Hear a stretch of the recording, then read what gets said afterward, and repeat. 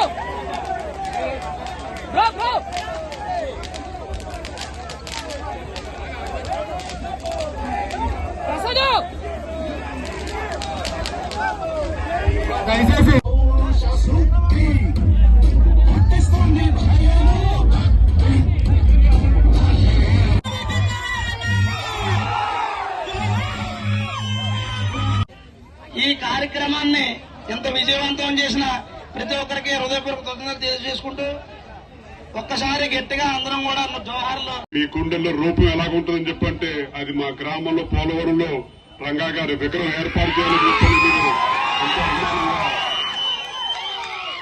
ఈ కార్యక్రమం ఏర్పాటు చేశారు.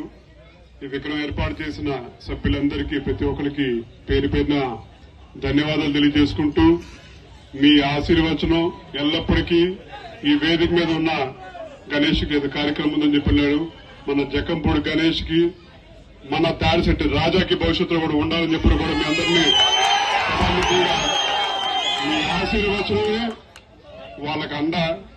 వాళ్ళు బలంగా ఉంటేనే రేపు మీకు ఏదైనా సరే చేయగలుగుతారని చెప్పని కూడా మీ అందరికీ తెలియజేస్తూ ఈ కార్యక్రమం ఏర్పాటు చేసుకుని ప్రతి ఒక్కరికి మనస్ఫూర్తిగా ధన్యవాదాలు తెలియజేసుకుంటూ ఈ రోజు కూడా ఈ రాష్ట్రంలో ప్రజలెవరు కూడా ఆయన్ని మర్చిపోలేని పరిస్థితి.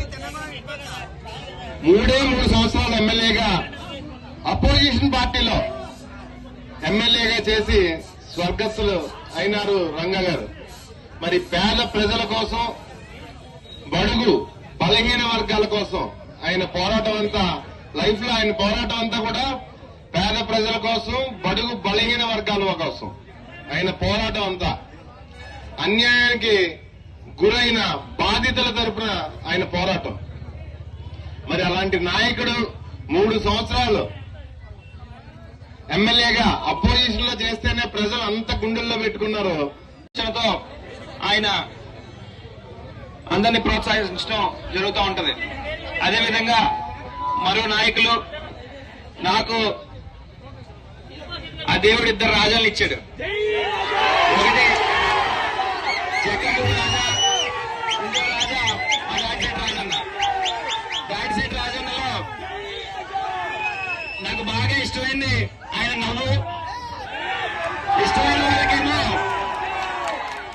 వాళ్ళకేమో అదేదో చిన్నపిల్లల నవ్వులో కనపడుతుంది. కానీ ఎవరైతే వ్యతిరేకంగా ఉంటారో వాళ్ళకి మాత్రం ఆ నవ్వు అంటే చాలా భయం. ఆ నవ్వుని కానీ ఏం రాగుందని భయపడతా ఉంటారు. రానున్న రోజుల్లో మళ్లీ ఖచ్చితంగా దాడిశెట్టి రాజన్న మంత్రి అవుతాడు.